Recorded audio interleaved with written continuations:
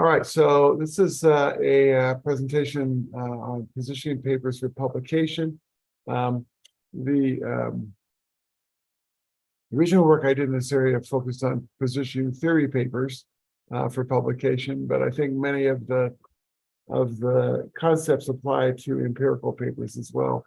So, and I'll try to point out where those are the same or maybe different.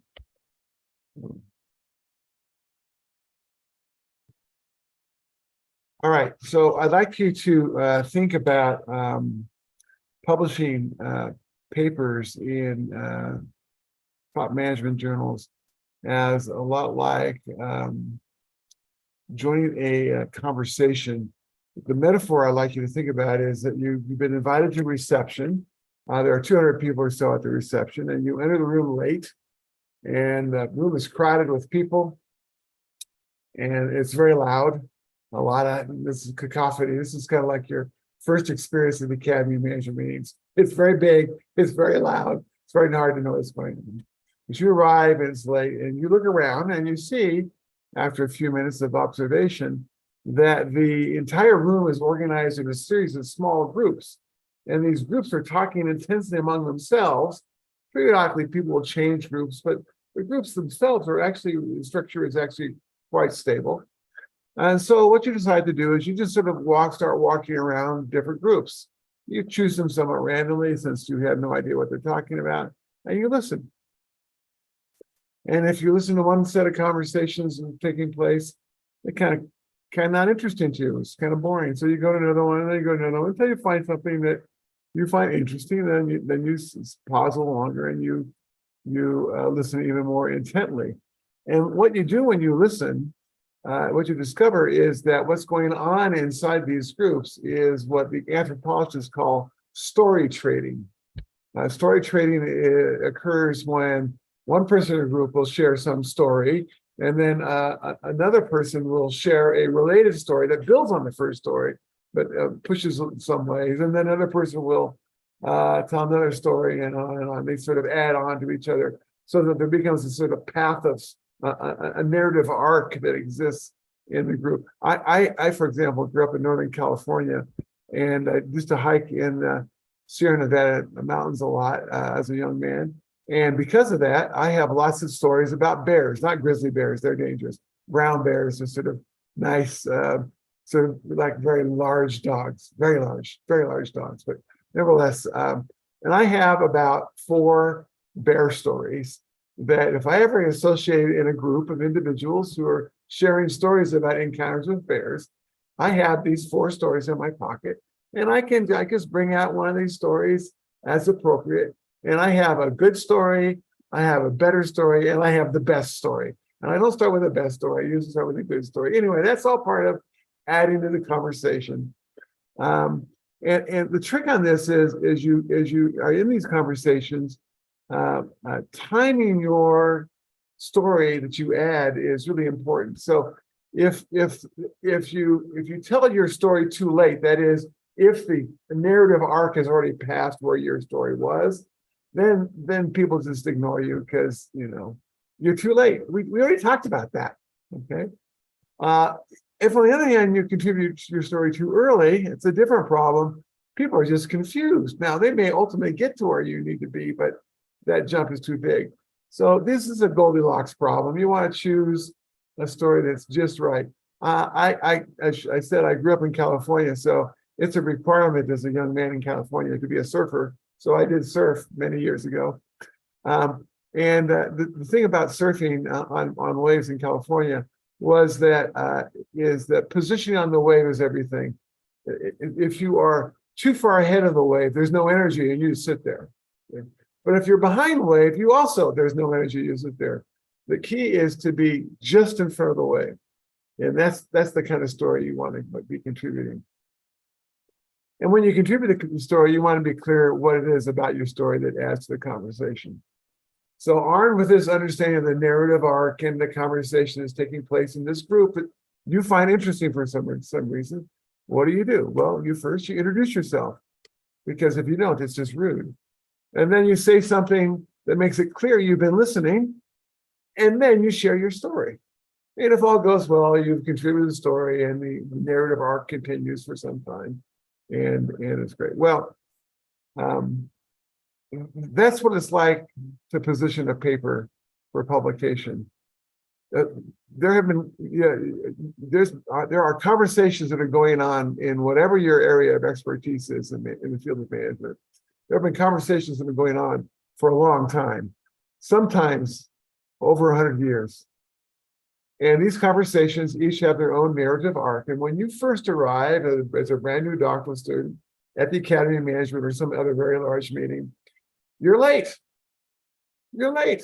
Everyone's been talking for a long time, and you arrive, and there's 13,000 people there talking, and it's cacophony, and it's craziness. And so what do? Well, you wander around, and you listen to the conversations because 13,000 people can't talk at once. It's broken into these groups. So you wander from group to group to group, and then finally something strikes you as interesting. And why it strikes you as interesting is something we'll talk about later, but it can be for any reason. It speaks to you in some way. And so you sit there and you listen. And then you figure out what the narrative arc is in that group of conversations. And with that narrative arc, then you then begin able to anticipate what the next story is going to be or should be in order to move that narrative arc further along in the conversation. And so once you figure all that out, then you do the work, you have that story in your back pocket ready to go. And so how do you actually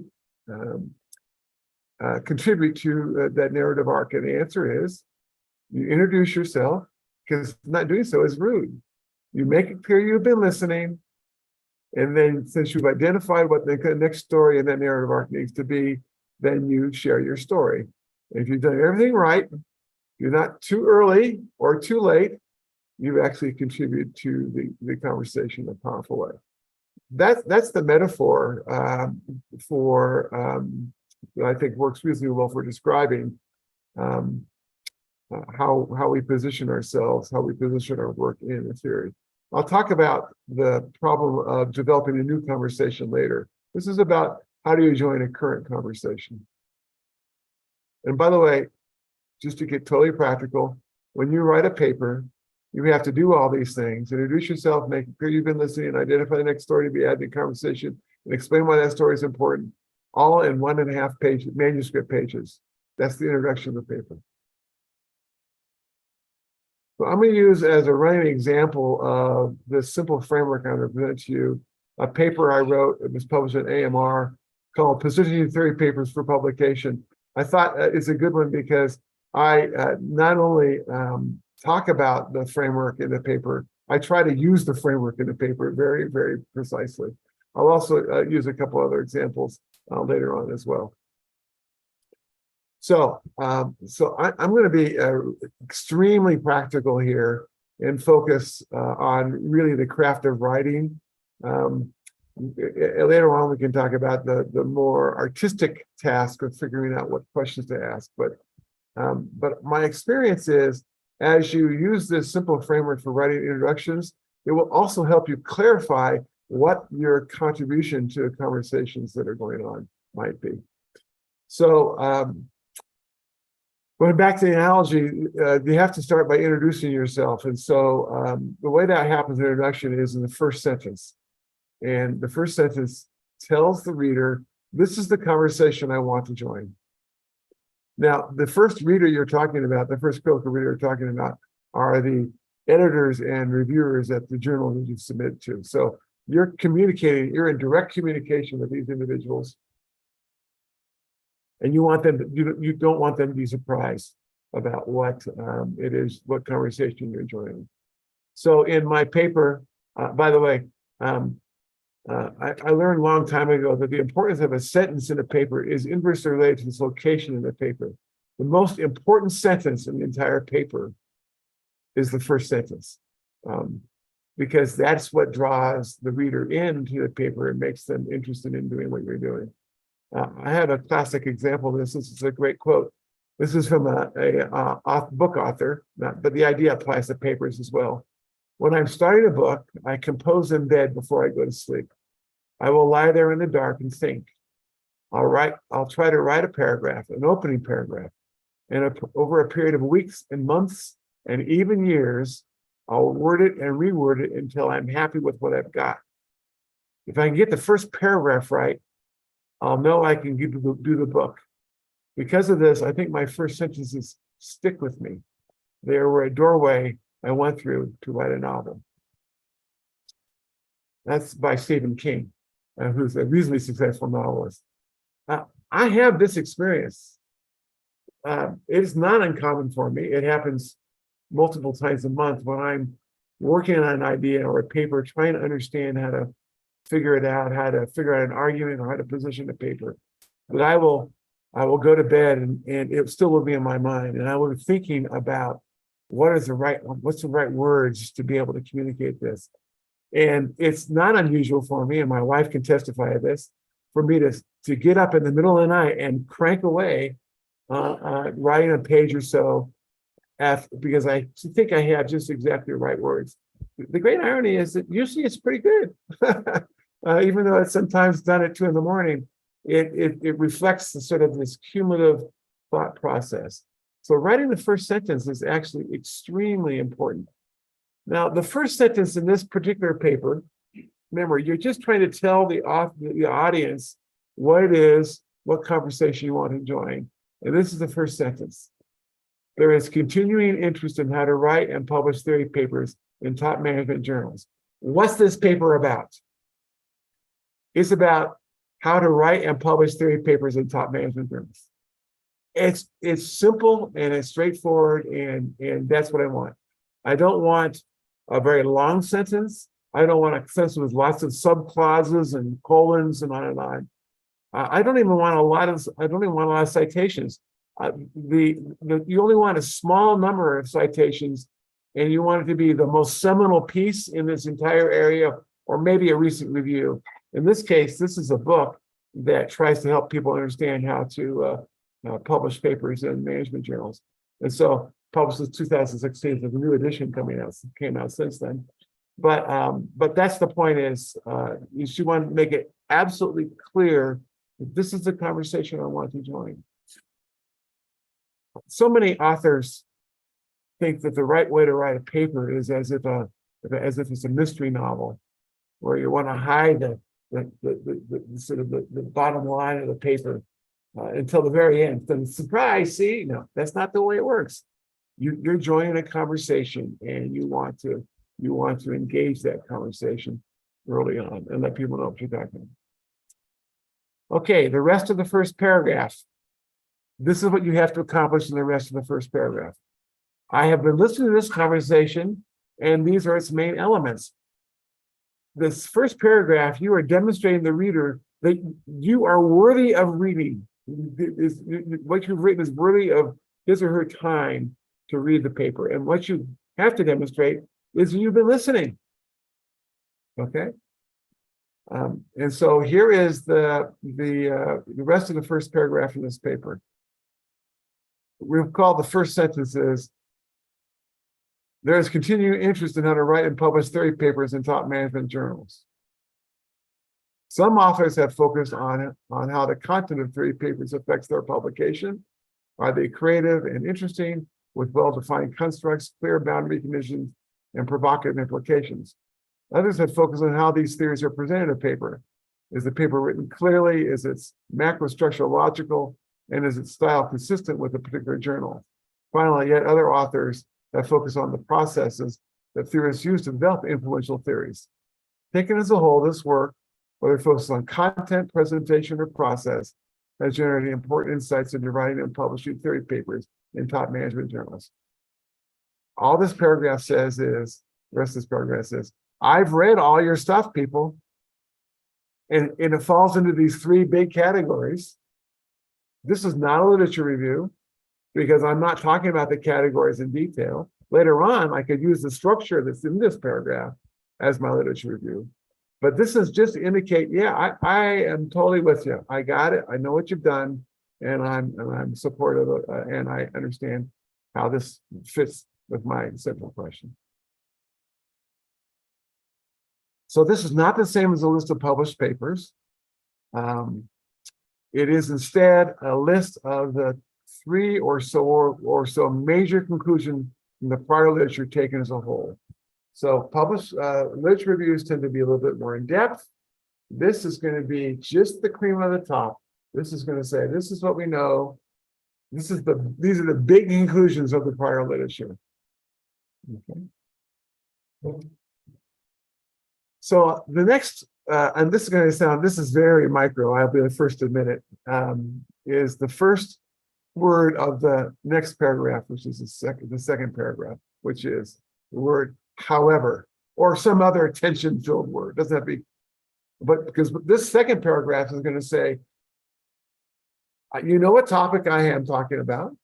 You know, I've read the literature and I know enough to summarize it quickly. And this second paragraph is about creating space for my new research question.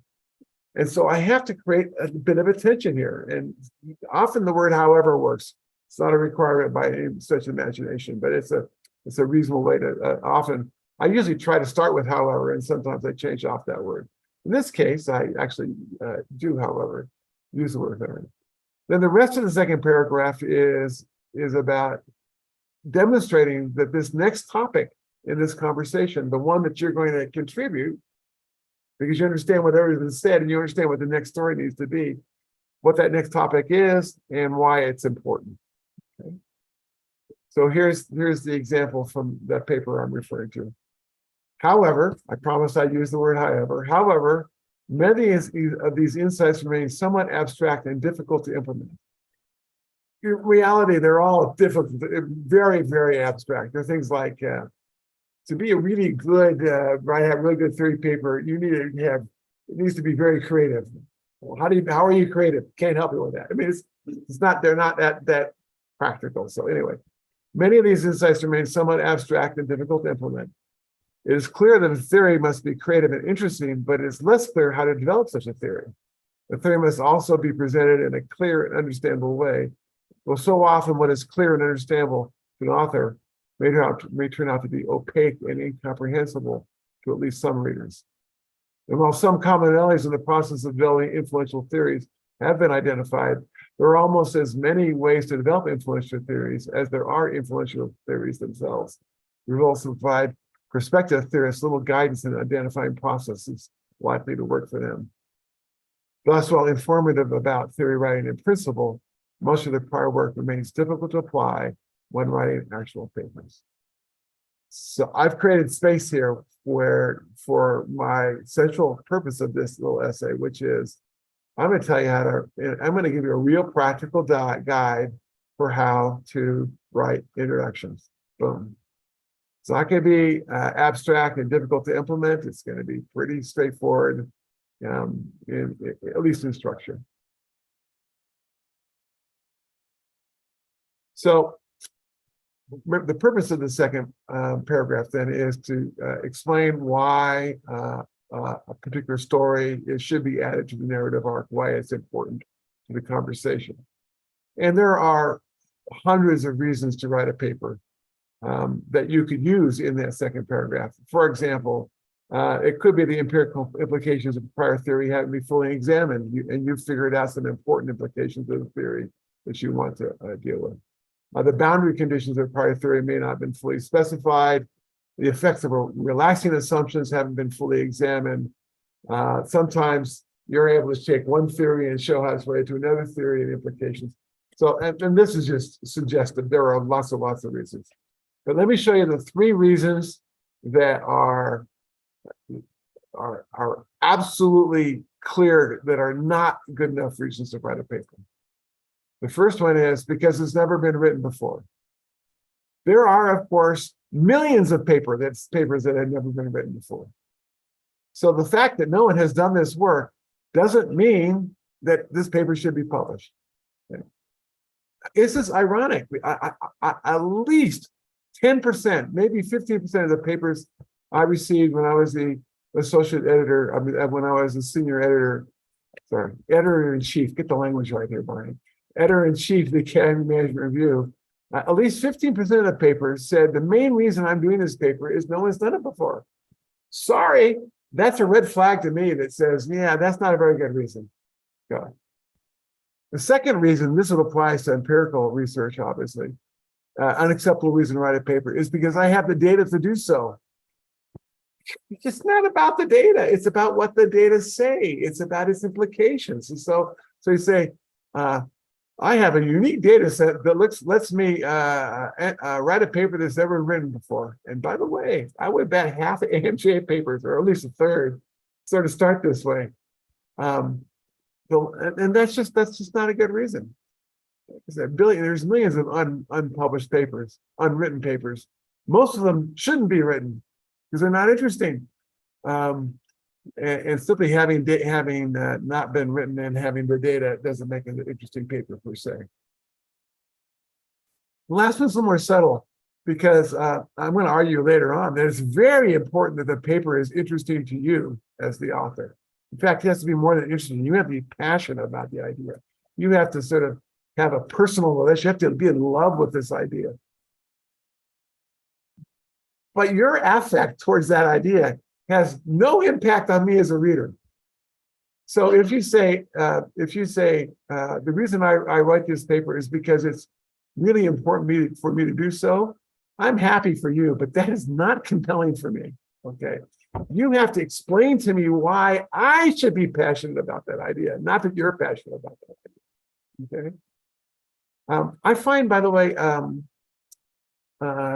inductive case studies are particularly susceptible to this third problem, and for completely reasonable and understandable reasons. And that's because in these inductive case studies, we often build deep relationships with the people we're studying, the organizations we study. We're concerned about them. We've come to like them and love them and appreciate them, what they do. And all that's wonderful and great and makes the research passionate and all those other great things. But I don't have that relationship as a reader, so I don't really care. It's not up to me. So that's not a compelling enough reason. And it shows up in these papers by saying, this is a really, when the justification for writing the paper is, this is a really important company doing really important things. You have to show that to me. I just can't take your word for that. Okay. And that may be, in fact, the entire purpose of the paper, but that's a different thing. Okay, we're on to the third paragraph. Wow, exciting. Okay. I like to start the third paragraph with this sentence. And in fact, as I developed this over the years, most of my papers start with these exact words in the third paragraph. The purpose of this paper is, you have about a page and a half to convince your reviewers and the editors that your paper is worth reading. It may seem to you that the right thing to do is to give a lot of preliminary work, a lot of preliminary stuff to go on for 6, 7, 8, 9 pages, and then finally on page 10, explain what your research question is. People don't have the patience for that. It just doesn't work that way. And so the very latest you can do, and by the way, this is going to sound funny, but these are manuscripts we're talking about. I hope that the words, the purpose of the paper is, are on the first page of your manuscript. So when the reviewer or editor looks down and sees, there's the research question. You can't hide the research question. You can't leave people guessing, what's this paper about for 8 pages? They won't do it. They will not read it. They'll now, as an editor or reviewer, I am obligated to read the entire paper, and I consider that an important obligation. So I would read the entire paper because it's what I do as part of my job. That said, if I don't see something that defines the research question by the first page and a half, that's a red flag to me that this person doesn't know what the research question is. And so that's very troubling to me. So here's an example of this kind of first sentence, third paragraph in my paper. The purpose of this essay is to present one approach to writing one part of a theory paper, the introduction, that is somewhat less abstract and thus more applicable than prior work. Boom, that's what I'm doing. Okay, that's that's the purpose of this paper.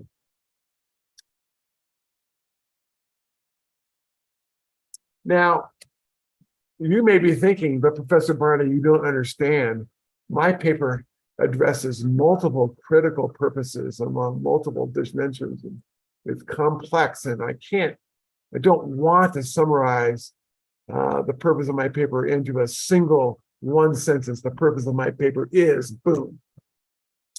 And I can only tell you that if you do not identify a single purpose for which the paper is written, that you will confuse your readers and you will not be successful on average. There are exceptions, but they're very rare.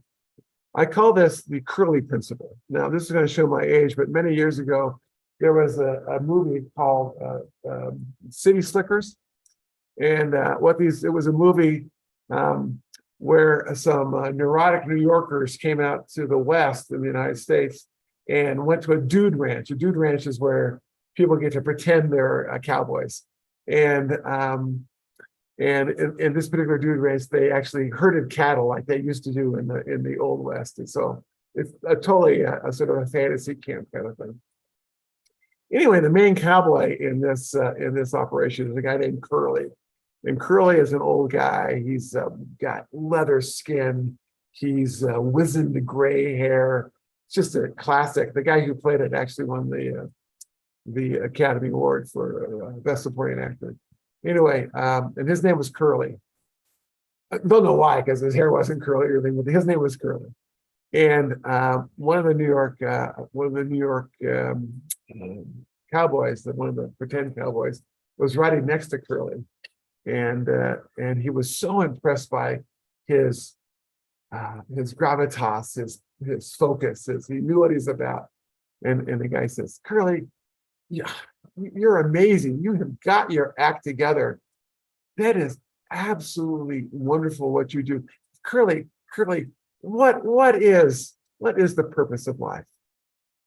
And Curly sits back. He's smoking a cigarette, and the smoke is going all over his face. He's just thinking these deep thoughts. The purpose of life.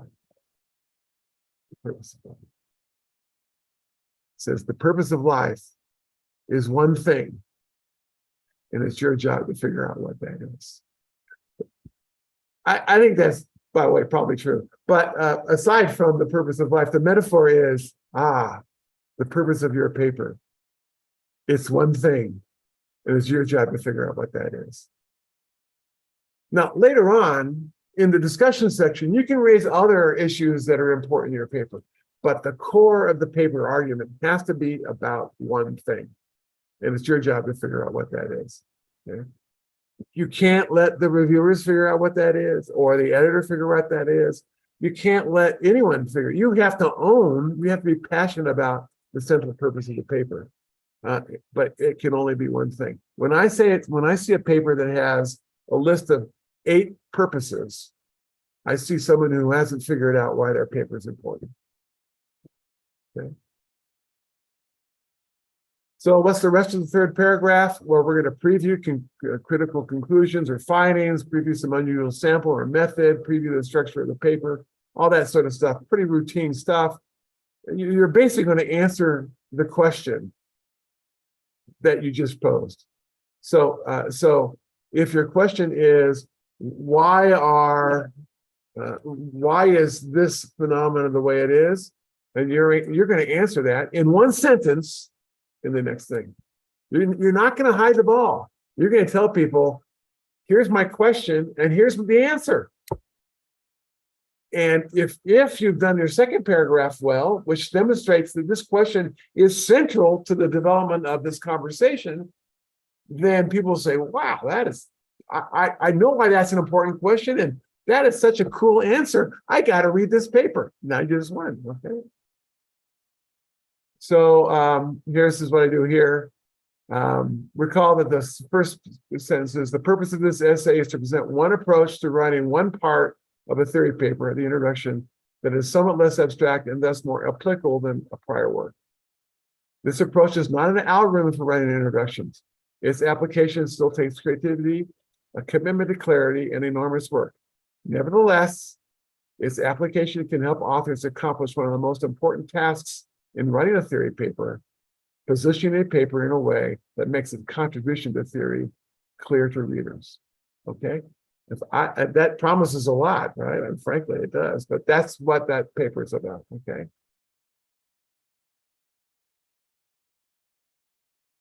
So what I want to do is I want that third paragraph to answer the research question. And by the way, I love it.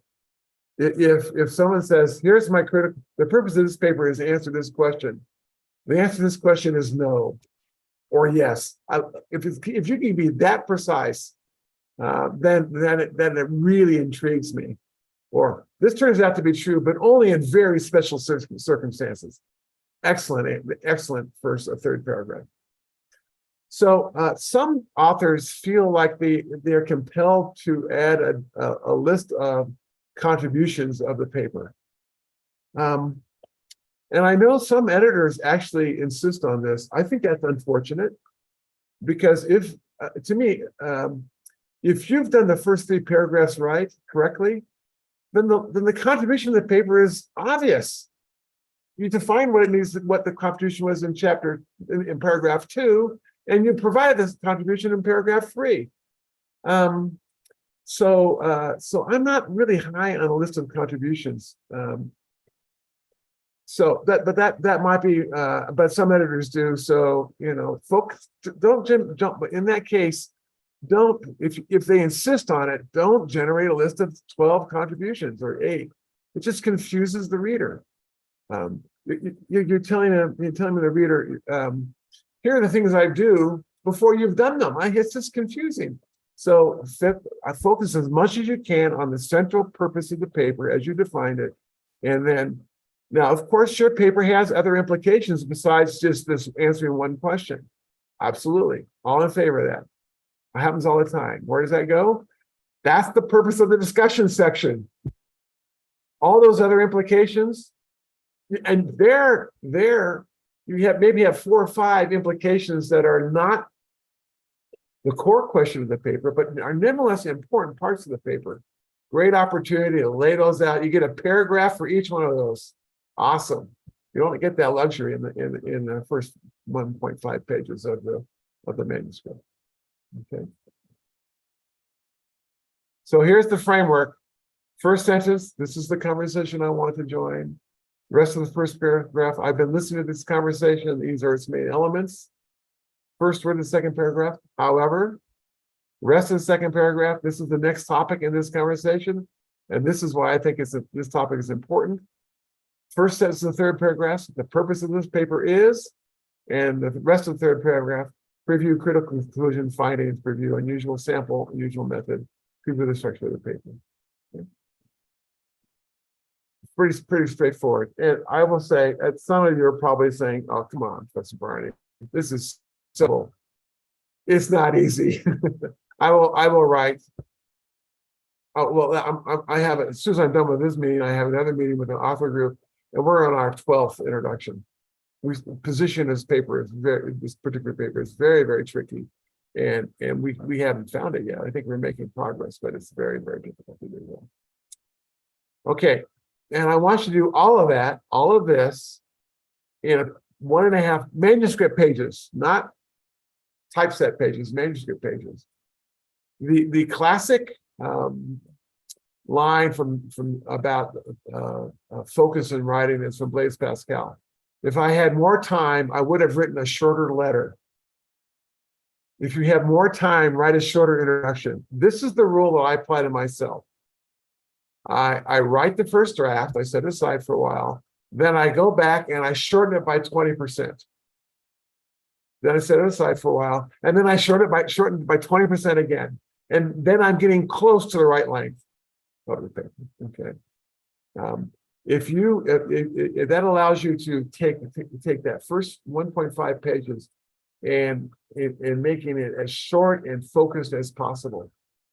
By the way that you shorten the paper is by eliminating stuff that shouldn't be an introduction. It really should be in the literature review or should be in the discussion section. That's the main way you do it, is by, so to shorten the paper, you have to focus the introduction, and focused introductions is what sells the paper to the reviewer and the editor. All it does, by the way, it doesn't mean your paper is going to accept it. All it does, it means that they'll read your paper and take it seriously. If I get a 12-page introduction, that paper is dead on arrival.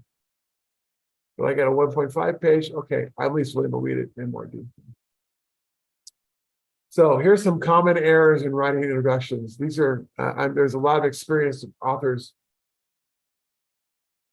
and editors on this call. And I wonder if their list would be the same as mine. And some of these are just almost, once you state them, you see what they're almost obvious. Right? The first problem, I'm not sure I got that right. The first problem is you try to do a literature review in the first paragraph. I'm going to demonstrate that I've read every paper in this literature and I know what it all says. And the first paragraph turns out to be 3 pages long. The purpose of the first paragraph is to show the reader that you've been paying attention. You don't need to cite every paper. There's an important difference between knowing the literature and knowing what the literature says. The first paragraph is about knowing what the literature says. It's not about knowing every citation and having it all written down. There's a literature review later in the paper. That's where you can do that. Shorter rather than longer on literature reviews. But knowing what the literature says is an ability to sort of stand back, see the big picture, and here are the 2 or 3 major conclusions of the conversation that existed so far, that's evolved so far. And that's what you're aiming for in the first paragraph, not a literature review, okay? Literally, if you're over half a page on that first paragraph, it's probably a literature review.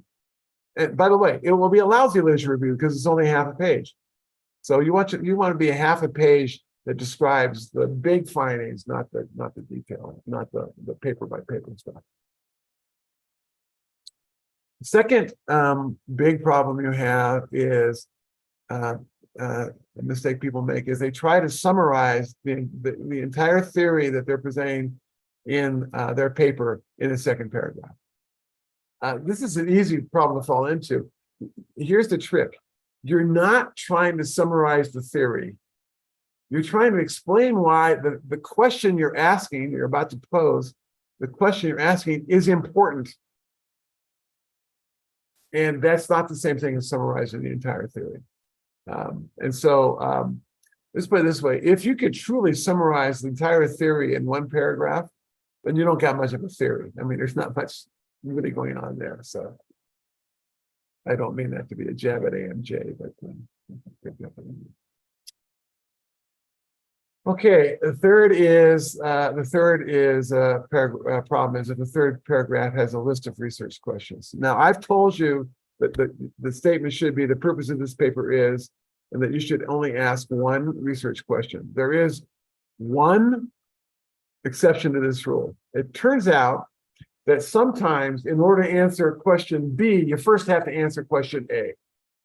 And that's okay, because that shows a real logical development in your thinking.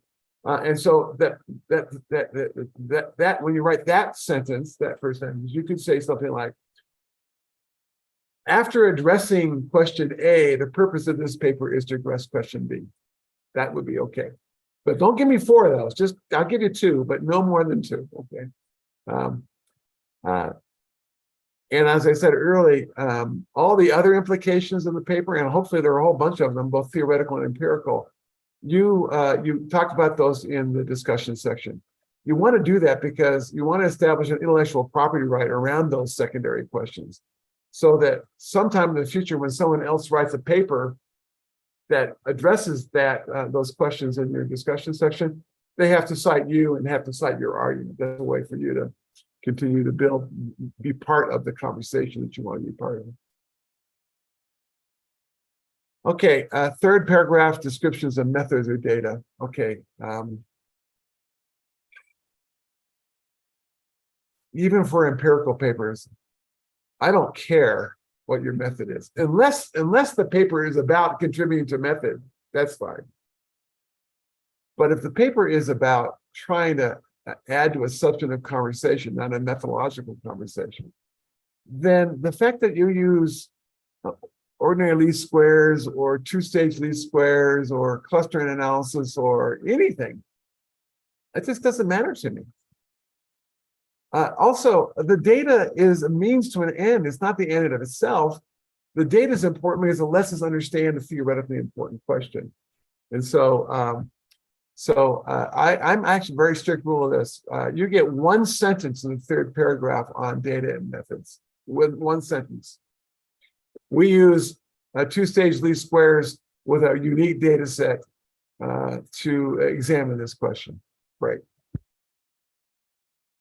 If you talk to the editors of AMJ, SMJ, who mostly empirical papers, and you ask them what the critical problem for most papers is, they will tell you it's not the methods, it's not the data. They will tell you it's lack of theoretical contribution. You got to lead with your theoretical contribution. So you get a page on the data and methods. You get a sentence on the data and methods. Hey, later on, you're going to have a whole section for empirical papers called data and methods. So you don't need to do anything more than point us to that section in the introduction. The introduction really has to tell us why your paper is contributing to in an important way to an ongoing theoretical conversation. And I've said that about 1 million times now. So. Here's a more controversial one, and I have I'll go with what I think is the generally correct assertion, and this is how should you start the paper? I personally think you start the paper by focusing on theory, not phenomenon. Most of our top journals are interested in how does this research address a particular theoretical problem or push along a theoretical conversation. In that context, the study of a phenomena is a means to an end, not an end in of itself. So I'm interested in agency theory. And to study agency theory, I looked at the way that Native American tribes are organized. I'm just picking randomly. I mean, you can make that jump. That's not a problem. But we start with agency theory and then we go. Because I'm not interested in the organization of Native American tribes per se. Might be interesting per se, but as a scholar, as part of a community of scholars, we're interested in that organization as it helps us understand the broader theoretical questions. So I always strongly recommend starting with theory.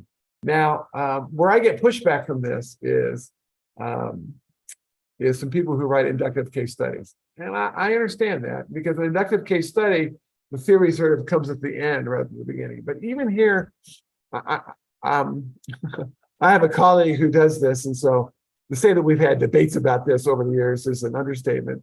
But I'm now finally comfortable to point and say, okay, I'll give you a paragraph on that talks about the phenomena, the first paragraph. But the second paragraph has to say, we're studying this phenomenon in order to address this theoretical problem. So it still has to come to theory very, very quickly. I've also seen some papers, I have some papers where I use a first paragraph that focuses on a phenomena as a way to sort of connect to a practitioner audience. And I'm okay with that as well, as long as the first sentence of the next paragraph begins a sort of classic introduction. All that said, with these exceptions, inductive case studies and reaching out to practitioners, I would argue that for most papers, most of the time, certainly those that are submitted to the top management journals, you have to show how your research affects a conversation or a theory. And so you should start with theory, not phenomenon. The next thing, and this is going to lead to a broader conversation, is in the second paragraph. Well, the second paragraph is supposed to show how your work contributes to an ongoing conversation in a particular theoretical area.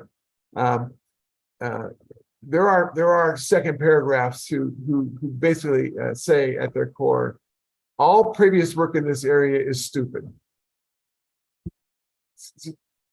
That's not going to work, okay? I mean, because your reviewers almost certainly will be included in that list of people having done stupid things. There's no reason to start by trying to punch these people in the nose.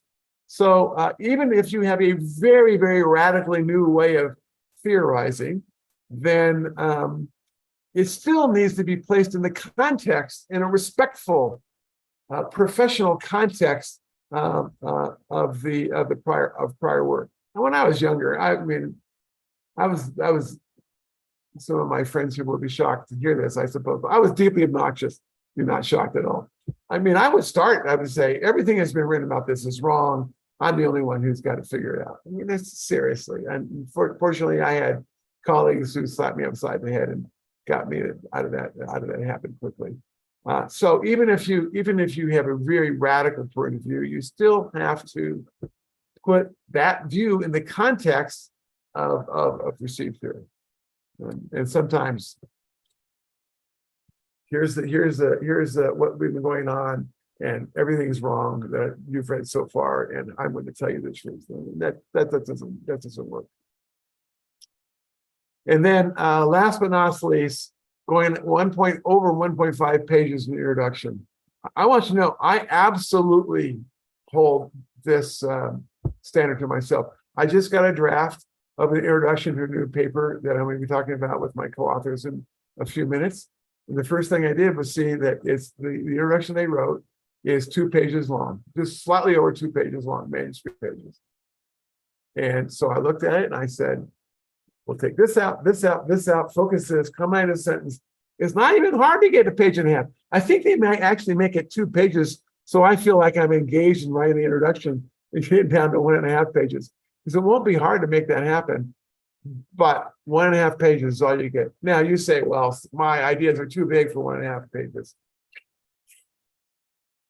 No, they're not. I mean, they just aren't. I mean, if you can't come up with the essence of your idea and explain it quickly and precisely in a few sentences, then you don't really understand your idea yet. ASQ used to have a part of their editorial statement. I don't know if it's still there, but it used to say that that writing counts, and that usually bad writing affects bad thinking. So if you have a 7-page or 8-page, and I'm not making these numbers up, this is not uncommon, an 8-page introduction, and you end on page 8 by saying, therefore, the research question of this paper is this, that's bad writing. And you need to figure out how to get that research question on the first page, not on page 9. And you need to understand how to get your readers to understand why that's an important question much, much earlier. And if it takes you 9 pages to convince someone that you got a good question, you probably don't have a good question, because it should be pretty easy to do it. So everything up to this point is about it's about joining a new conversation. Sorry, it's about joining an existing conversation. I'd like to also talk a little bit about the challenges of starting a new conversation. So going back to the metaphor, this is how you start a new conversation. You go to a place, you're late to this very crowded room, everyone's talking in groups, you wander around, you don't find anything interesting, and so you want to start a new conversation. So what you do is you go to a place in the room where no one is, and you start talking to yourself. And everyone looks at you like you're a crazy person. What is this person doing? All these conversations, and they're there talking to themselves. Is it some sort of schizophrenia? I didn't mean so. And if it's truly a new conversation, you're going to be alone for a while, and then maybe someone will overhear what you have to say, and they'll say, "Well, the guy's crazy, but that's kind of interesting," and they'll start joining you over time, and then you start building your own group. But it is a difficult, lonely process for a long time. if I could get personal for just a moment, a lot of people know about a paper that I wrote in 1990 that was published in 1991 on resource-based theory. It has a lot of citations. But what a lot of people don't know is I wrote that paper in 1984. I wrote it in 1984. It was published in 1991. And it wasn't because I wasn't trying to get it published during that time period. I didn't write it and sit on it. No. I sent it out to AMR and it was rejected. Then I revised it. I sent it out to SOJ. It was rejected. Then I revised it. I sent it out to someplace. It was rejected. I think it was rejected 7 times before it was finally accepted. It was finally accepted when it went through a review process at a special issue on the resource-based theory, which I was the editor of, although I didn't, of course, edit my own paper. But nevertheless, it was a long, difficult process. And during those 7 years, I was alone. I felt like I was alone. I probably wasn't, but I felt like I was alone. I was standing in a room talking to myself, and people were thinking I was crazy, and they may have been right. So how is it that when we start a new conversation, that we're willing to do this? And the answer is, you got to be passionate about this stuff. Just to be frank, professors, research professors who are trying to publish papers in top journals, you will get nothing but negative feedback for most of your life. And then every once in a while, you'll get an acceptance letter. I tell my assistant professors at my school and elsewhere, rejection is inevitable. It's the expected outcome. Acceptance is the exception to the rule. Okay. Years ago, my wife is probably listening, so I won't. She knows I tell her story. I was working at home and I was reading some reviews I got and on a paper, and my wife said, "Can I read them?" I said, "Sure," and I gave them to her. She started reading them. She started to cry. And I said, "No. These were the good reviews. You should see the reviews I got last week." Okay. So you have to have a passion for the work that allows you to get through all of that pain. And it's hard enough when you're joining a conversation, but it's really hard when you're starting a new conversation. So I have actually written about that problem. And so I wanted to share with you 2 quotes. It's odd to quote myself this entire time, but I didn't want to impose my framework on other people, so I decided to quote myself. This is the first. This was in a book titled, with the sort of embarrassing title, Great Minds in Management, and they asked me to write a chapter. And I'm reflecting on my experience starting a conversation. And this is what it says. It has been said that all writing is autobiographical. If true, then one research, because it is such an intense and focused form of writing, must be a particularly intimate form of autobiography. In this sense, all scholarship is self-revelatory. It is as if there is embedded within the body of one's published work a hidden Rorschach test that reveals more than even the author knows. The most influential scholars, I think, embrace the self-revelatory nature of research. They understand that the search for truth is conditioned by our personal experiences, and that the definition of what constitutes an interesting question is only partly a matter of logic and epistemology. After all, from among all the interesting questions one could pose, why is a particular question asked? I believe that the best work is autobiographical, and it certainly has to be when, as you start a new conversation. And then when I finished my time as AMR editor, I had the opportunity to write a sort of what I call a farewell editorial. And this is how it ended. In the end, writing with passion and commitment is similar to any other creative act. It begins with possibility. As the artist George Surratt says in the musical Sunday in the Park with George. This is George Surratt. White, a blank page on or canvas. The challenge, bring order to the whole through design, composition, tension, light, and harmony. And then George's son. White, a blank page or canvas, his favorite. So many possibilities. And then me, how do we realize the possibilities of this blank page, this empty computer screen?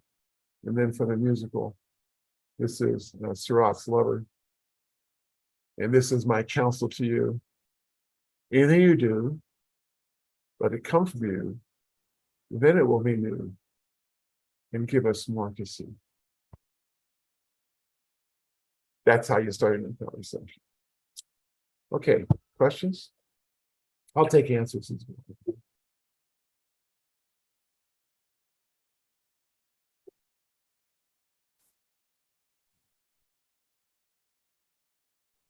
Julia, I can see you have your hands raised. Would you like to go first? Oh, that would be great. Thank you. Thank you, Jay, for this wonderful and touching presentation. So you mentioned that we as researchers, as rookies, junior faculty, should put all the implications in the discussion section. However, it seems that all management journals require that there's a paragraph about the managerial implications and the managerial summary. So I was trained in sociology like you, and I don't know about you, but this is really challenging to me to write the managerial implications. So what are your tips to write it? So I know SNJ has you write a abstract for managers, which I actually, I'm much more comfortable with that than as an editor requiring authors to write in the body of the paper managerial implications section. The fundamental flaw in the logic is the assumption that the unit of impact for our research is the paper. But that is rarely the case. There are exceptions. For example, the initial work in the Black-Scholes model in finance, it was one paper, and it's had huge impact on the global economy. Okay, so that can happen. But normally, the impact is a function of the conversation that is created over multiple papers. And the way I know this is at a personal level. I began working with companies with my mentor, Bill Ochi, in 1980 as a brand new assistant professor, total rookie, knew nothing about business. Basically, he took me along, I carried a briefcase, and that's what I did. I took notes. But so I've been working with companies since 1980, and now it's many years later. And the way companies are organized and managed today is really different than they were in 1980. And there's lots of reasons for that, but at least one of them is that the cumulative impact of our research and theories on how firms should be managed has really had a profound impact over that long period of time. And most of that influence, by the way, does not come through the articles, it comes through our students. And so the notion that every article needs to have a managerial impact seems to me to be not totally reasonable. Even I think it's fine if a research conversation has limited managerial impact if it addresses important theoretical questions. On the other hand, if there is a managerial impact, I think you should find a way to include that. But I would argue that you should try to put that in the discussion section, not in the introduction. That said, if your editor insists on putting it up in the front end, and you want to get published, I totally get why you need to do what the editor says. So I would write the introduction I just set for you. And then I had a paragraph on managerial implications. Now, the fact that's hard to do isn't a surprise because, again, relatively few papers by themselves have completely well formulated implications for managerial practice. So one way of doing this, by the way, is going to some managers that you know, friends, and sitting down over coffee and saying, listen, this is what I'm doing research on. What about this is interesting to you? And here, listen to them. And then try to take what they say and frame it in a way that works in the paper. That's one method I've seen used.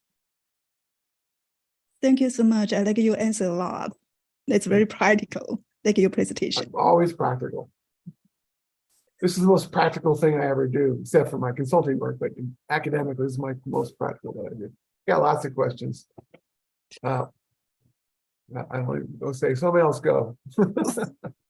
Thank you very much. And Jay, Sergey, here Ebrat volunteered me to navigate this Q&A session, so we continue with the questions. I see many more hands up, and the next is Juan.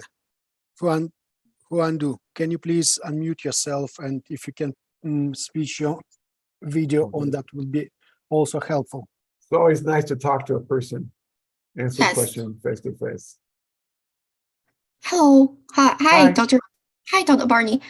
Hi, Hi.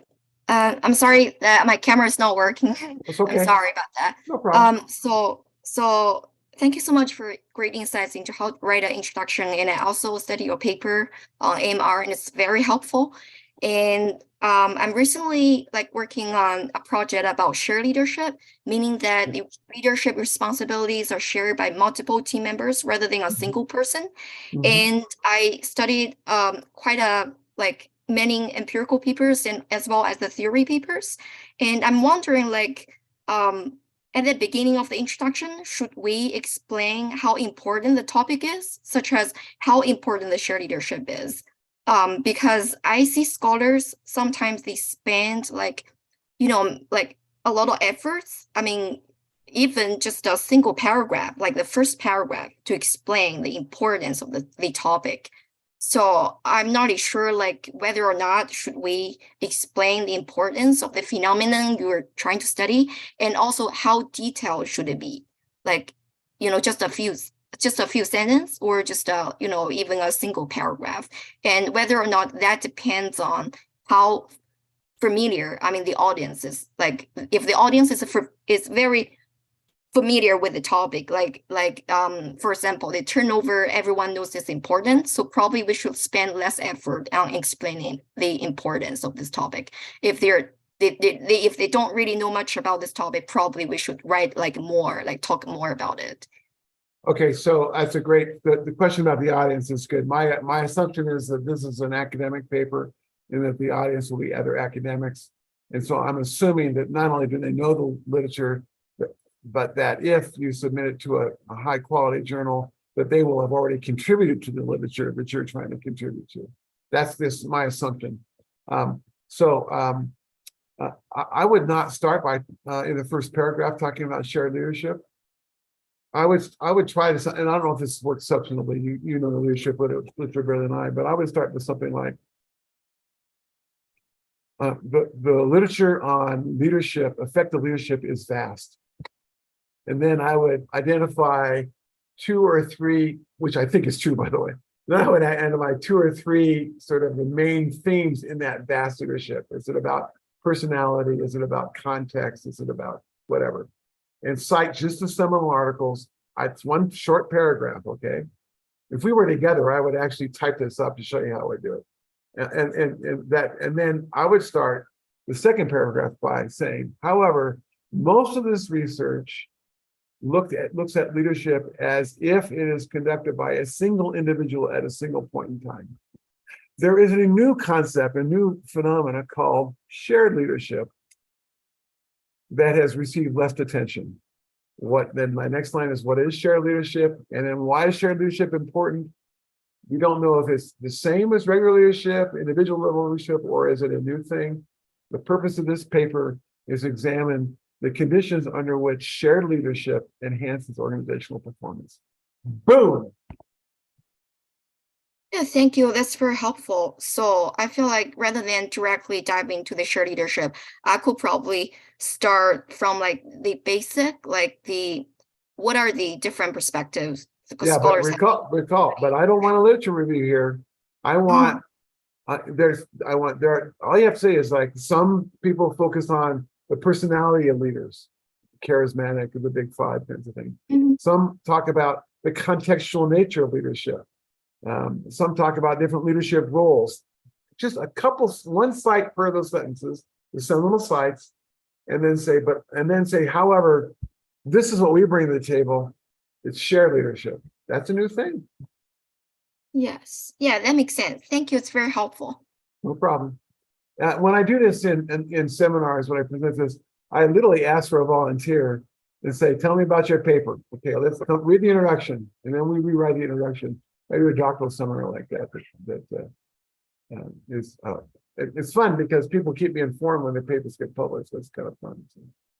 All right. Next. Thank you very much. Thank you very much, Professor Barney. The next in the pecking order is Aishwarya. Can you please unmute yourself and put your question forward? Yes, thank you very much. Greetings, Professor Barney. Thank Hi. you so much for this impactful session. I'll be quick to the question because there are many people waiting to ask. Professor, I would love to know your thoughts on phenomenon-based theorizing, because you happened to mention that phenomenon is a means to an end, and you should begin with the theory and not the phenomenon. What would your thoughts be on phenomenon-based theorizing? Because that's what an FTE from AMR in 2021 talked about. Right. So it seemed like an emerging area, and I would love to know your thoughts on it. Thank Yeah, you. like I said, I think the exception to the rule of starting with a theory or introducing the theory in the first paragraph is in any inductive theorizing. So you start with a phenomenon. In that setting, I think you have the first paragraph is okay to start with. We were interested in this thing that's going on. That said, for a top journal, by the second paragraph, you're going to have to explain why that phenomena is interesting theoretically. There's a lot of interesting things phenomenologically. I have lots of interests, lots of hobbies. I mean, I'd love to write a paper about ski resorts, how they're managed. I'm a skier. I live in a ski town, and I'd like to write that. But until recently, there wasn't any reason to do it. There wasn't a compelling reason. Now there's some stuff going on that might make it an interesting phenomenon to study. But I would say I would start with something on skiing, and then I would move. I have a good example of this. I can't remember where it got published finally, but I have a colleague who wrote a paper on the history of the king crab industry, and in the first paragraph talks about what it's like to fish for king crab. The stormy North Seas and the waves and all this stuff, and it's very engaging. But the first sentencing is in the second paragraph was, where did demand for king crab come from? And it's a creation discovery story, and they say that it was very much a creation process. It was a process that the industry was created by. So I'm engaged by the phenomena, but then you immediately tell me why I should be. I'm engaged by it because it's interesting, but then I want to be engaged as a scholar. And again, studying king crabs is interesting, I suppose. I'm not much a king crab fan, but set that aside. But it's because it helps us understand something about our theories or develops new theory. Either is fine. And so that would be my one exception to the 3-paragraph rule. And I would be so generous to give you an extra half a page, go from 1.5 pages to 2 pages if you had an inductive study, as long as by the end of the introduction, I knew what your research question was when you did your study. And there's also a problem we often have in the empirical work. Is some younger people think that the way you write up the paper has to reflect how you did the research. In fact, they are unrelated. Typically, how you did the research is quite different than how you describe what you found and your research method. So, I think if you just tell us what your research question was. You may have discovered it 3/4 of the way through the study. That became your research question, and then you've interpreted all your data, your qualitative data, in terms of that research question, and here's what you found. That's great. Thank you. Thank you No very much, problem. Professor. No Just problem. can I just have one last question, because that came to me when you were answering my Sure. question. Professor, would you encourage abductive reasoning instead of inductive case studies? Because I do agree that deductive has been like it's been there for a long time. Inductive Right. is the thing. But what do you think about abductive reasoning? Because that forms the base to even phenomenon-based theorizing Yeah. and for writing theoretical papers, especially. My guess is that most of our supposedly inductive papers are actually abductive. That is, we bring something to the table to be truly grounded theory. I've read the book Grounded Theory. I mean, that's a very, very special case of what we do.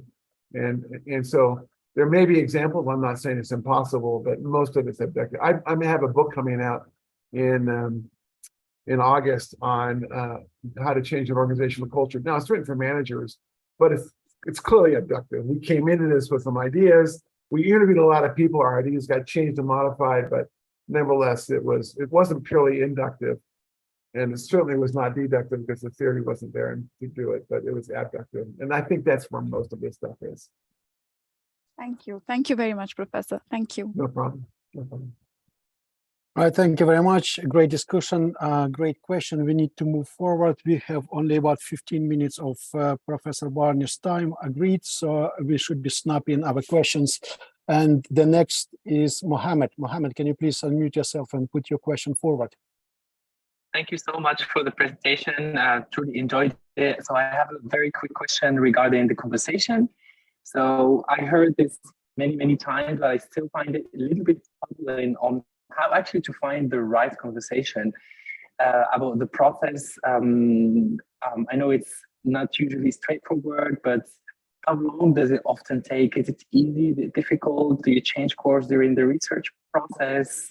I'd love to hear your thoughts. Thank you. No, it's a great question. It's sort of a mystery, actually, because as I said at the end, the finding what interests you is more about you than it is about the thing. I mean, it's self-revelatory what's important to you as an individual, and I think I just try to be really in touch with my emotions and how I'm feeling, and I hear a conversation, I go, that's really cool. I've never thought about that way before. That basically turns my world upside down. And if I continue to think that way for a while, then there's some connection, emotional, psychological connection to a topic area.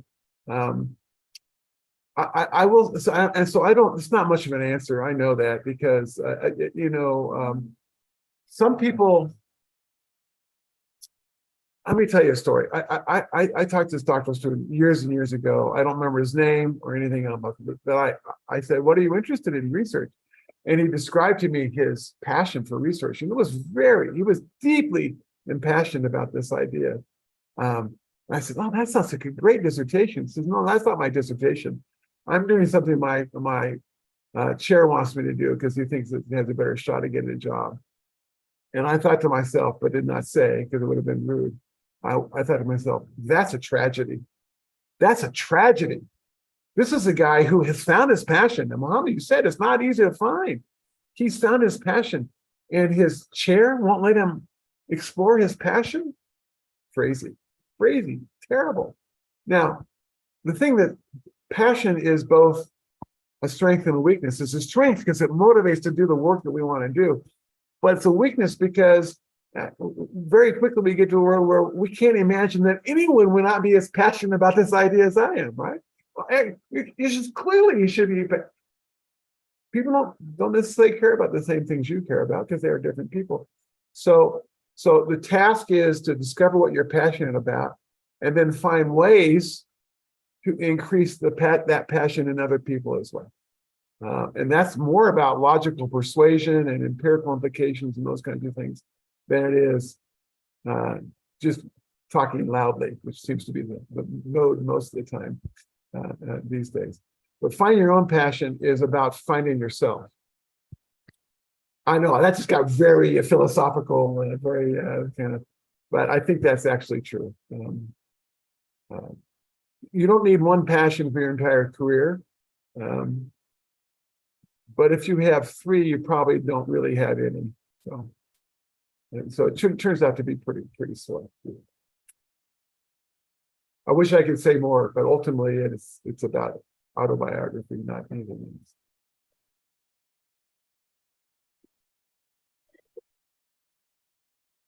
Right. Thank you very much. Thank you very much, Jay. And we are moving forward. Anne-Catherine, you are the next in the order. Can you please unmute yourself? Yes, thank you so much. First of all, thank you for the really interesting talk. I have a question that is not related directly to the introduction, but to later paragraphs in the paper. Sure. And it's about identifying boundary conditions of theories, because I've read that clearly identifying the boundary conditions of the theories we build on is quite important to then show how we strengthen or release these ones in our theory paper. But I find it quite hard to identify those, as they are often not explicitly stated in prior research.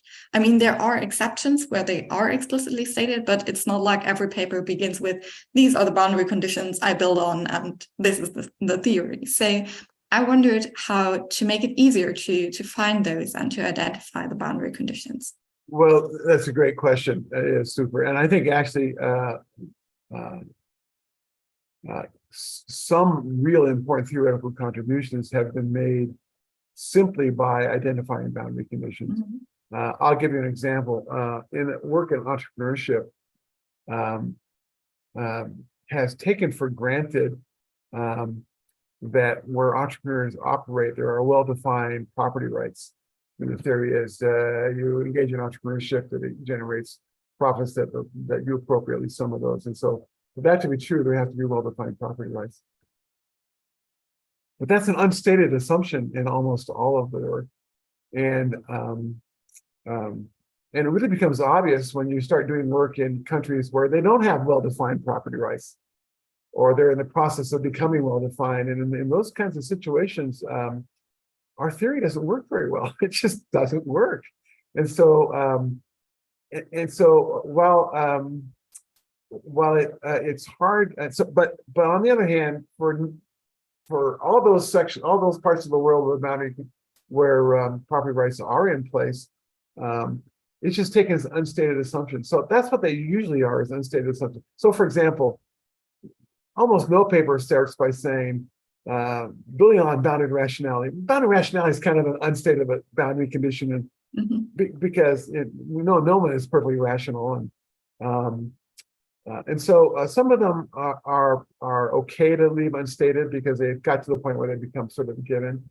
But you can make a critical theoretical contribution and empirical contribution by simply saying, here's an unstated boundary condition, and you're not going to find it in the literature. You're going to have to show that it is an unstated boundary condition, like property rights is for entrepreneurship, and then say, here's what happens when that boundary condition doesn't hold. And pretty soon the theory falls apart entirely. That requires that then becomes an opportunity to write a new theory. So I think there are two kinds of unstated boundary conditions. Those that are probably not controversial, like bounded rationality, because bounded rationality is unlikely to vary with context or situation. And then there are other boundary conditions that are unstated that are quite essential for the theory to go forward, and identifying those could be a great opportunity. And by the way, you said it's hard to do. Yeah. I have another colleague who we come on an idea for a paper, and she says that paper will be easy to write, and I stop her and say, I have never ever written an easy paper. I don't even know what that means. Okay, so they're all hard to write. It's very hard to get published in top journals. It just is. People think that I have some inside track. That's not true. I mean, I published a paper in SMJ. It took me 3 years to write the dang thing. Very hard. So the difficulty is not the criteria. Is the criteria for deciding whether to pursue this idea is, if this boundary condition does not hold, what happens to the theory? And if the theory falls apart, now that's interesting. Thank you very much. No problem. Thank you very much, Professor Barney. And we carry on with the questions. And the next is Alay. Alay, can you please unmute yourself? Yes. Hello, Can you hear me?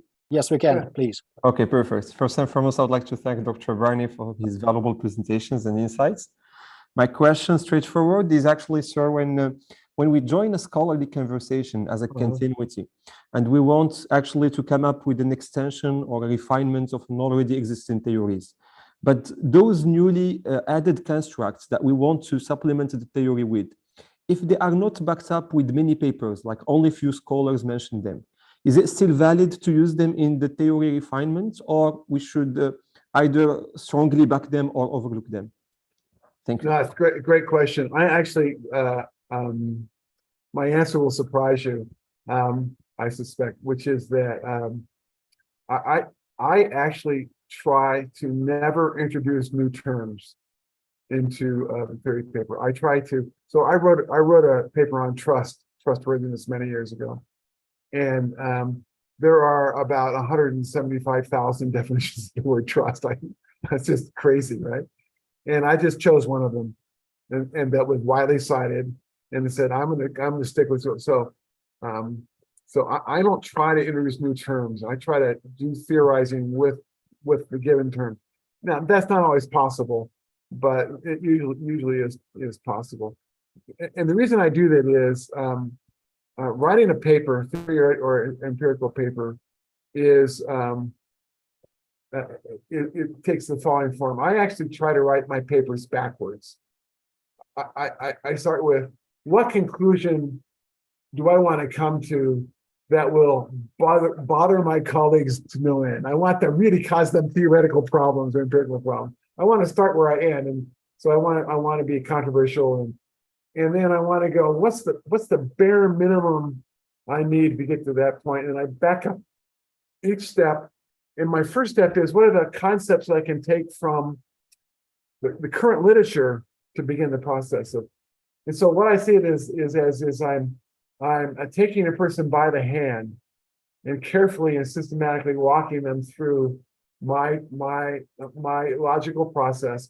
And we're going to start with things with which they're completely familiar, definitions of terms they already know, and then take them to the next step. We just add a little bit, and they're still comfortable with that. And the third and fourth, each step they're comfortable with. And then when they get to the end and the conclusion is something they don't like, they can't reject the conclusion because they've lived the logic the whole way. So rather than coming up with new terms and new concepts, I think the best way to start is to start gently, quietly, by saying, these are the three concepts we're going to build on. Now, it might be in the end that your conclusion is, and two of them are completely stupid. That's okay. But you start by taking them by the hand where they are, and then leading them through that process to generate that conclusion. So, I in that paper that I mentioned recently about that it took 3 years to write in the SMJ, it basically makes the argument that strategy scholars have to adopt a stakeholder perspective, something I'm historically not comfortable with, but that's what the logic says. And I start in this little simple way, and then I take theories that all my strategy colleagues like TCE and incomplete contract theory, and I show how if you use those theories, darn it, here's where you end up. And a colleague of mine from a different university came to me and said, Jay, I hate your conclusion, but I can't fault your logic. And that's what I want. That's success. Okay. So you start soft and you end up someplace there. Okay, does that help? Thank you. Clear. Thank you very much, Jay. Time-wise, we agreed to finish 1/2 past. Now it's 28 past. What do you think? We still have two. I can do. Alice will be fine, and then well, let's do the last two. I can delay. They'll wait for me. All right. Thank you very much. That's generous. Yeah, we have two more hands, and we will limit that. So Alice, then Victoria. Alice, can you please unmute yourself and put your question forward? Thank you. Yeah, thank you, Dr. Barney. This conversation is very helpful in writing the first 5 paragraphs. If I can, like, I want to ask a question about the rest of the paper. So, like, I feel when writing a theory paper, you are proposing a new theory, like you are creating a new theory. So, as such, how important is it to include existing theory in the literature, such as relying on them? In your conceptual theory paper, does it depend, or is it almost always better to include existing theories in your conceptual paper? No, so for a conceptual paper, the trick is, like I just described, is to start with the existing theory, take it really seriously, and say, if you take it seriously, here's the new theory you're going to come up with that's completely different than you thought it was. So, for example, in that SMJ paper, most adherents to transaction cost economics, including contract theory, implicitly adopt the assumption that a firm's shareholders are the only should be the firm's only residual claimant. And then I use those 2 theories, the theories these people accept, to demonstrate that's not true. That in fact, just the opposite is the case. And so, so absolutely, you're using a prior theory, but you're using the prior theory to show that the prior theory has implications that are not what they think most people think they are. It's a judo move. It's like, yeah, you're right. They're gone. So I understand that process, but I'm writing a theory paper about like a literature that is very mathy literature and doesn't have much theory, doesn't have many theories. And we are creating a framework basically to say these are the 3 basic elements, key elements to solve this mathy literature. So I would characterize that as a literature review and organizing literature, which can be very helpful. And there are journals that specialize in that. The Journal of Management has an annual literature review issue that's very successful. And Academy of Management Annals does that as well. And the way those literature reviews work is they aren't just list of papers that fall into big categories. You're actually developing a theory about the field and how it operates.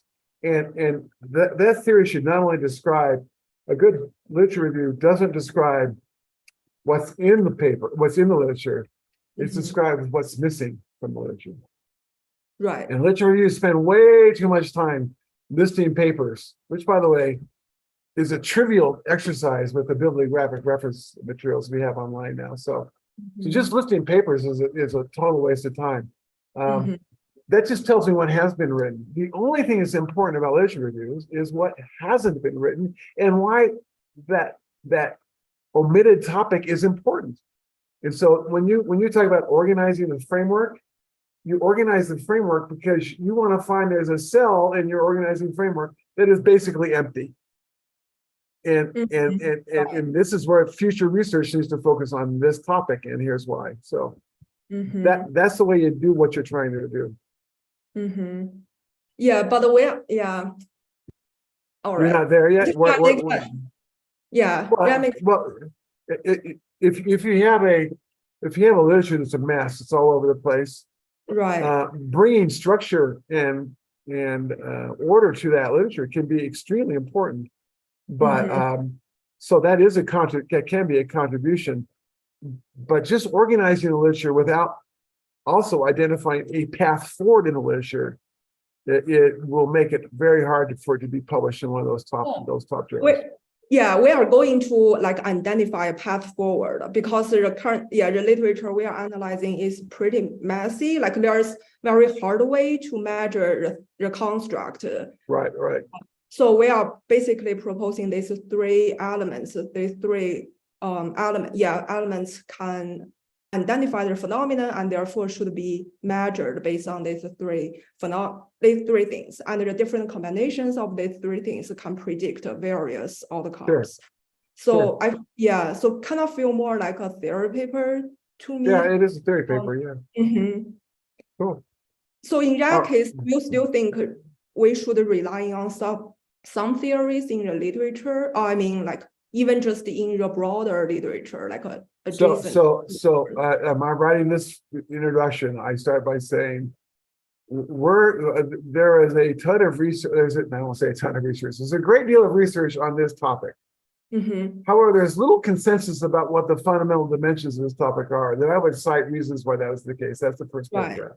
Then at some point I said the purpose of this paper is to bring structure to this literature in a way that allows us to anticipate what the future research of this literature should be. Right. And so in the actual paper, you have to demonstrate that there's the religious cacophony, it's a mess. Right. And then you have to explain how you can take that mess and begin to bring structure and order to it along these three dimensions. And then you say, and it turns out that if you look at these three dimensions and there are combinations, there's two of them that have received almost no attention empirically or theoretically, and then you've got your paper. Right. I agree with you. But again, like, do you think Thank in you. that case, I still Thank you need very a- much. I need to step in. I'm sorry. Yeah, we have. I wish we could be here together and we could figure it out because it would be fun. Thank you. I appreciate that answer. It's really helpful. Thank you very much. And we have a time only, actually, we don't have time, but we have an opportunity for only one question. Victoria, can you please unmute yourself and put your question forward?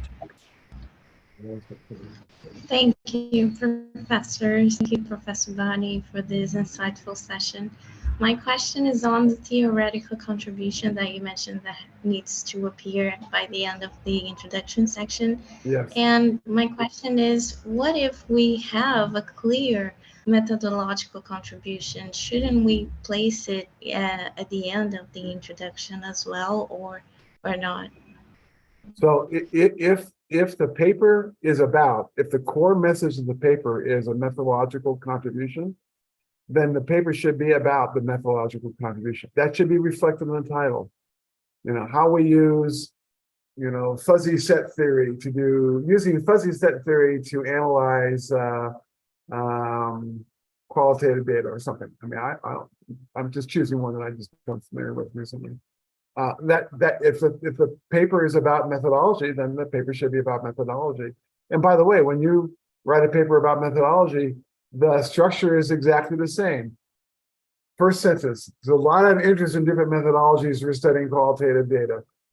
Here they are, boom, boom, boom, boom. However, none of these address the following problem. Boom, boom. The purpose of this paper is to show how you can use a methodology, this methodology, to solve that problem that we just identified. So, but that's a paper about a methodological contribution. The problem that the papers have is if they're trying to do both a methodological contribution and a theoretical contribution, and now you have to convince people of two things instead of just one. It's hard enough to convince people one thing. So if you really think it's a methodological contribution, then write a methods paper and submit it to the right journals. And then when you write up your theory-driven paper, you just cite the methodology paper you've written, and like I said, I give you a sentence in the theory paper about what you're trying to accomplish with this new methodology. But is the paper about contributing to theory, or is the paper about contributing to methodology? You got to choose. It's got to be about one thing. In the introduction, you can say anything else you want to do, but the introduction's got to be about one thing. I know you don't like that answer, do you? You want two, but I'm telling you, it won't work. If you have two research questions equals 0 research questions. They're the same. So for example, suppose that you try to make a methodological contribution as well as a theoretical contribution, but because you don't have the space, you really can't argue for the methodological. Well, that completely undermines your theoretical contribution, because if you can't demonstrate the methodology is in fact exactly the right thing to do, and you use it to try to demonstrate your theory, methodology I'm not sure about, therefore I can't be sure about your theoretical contribution. So it's very hard to do both.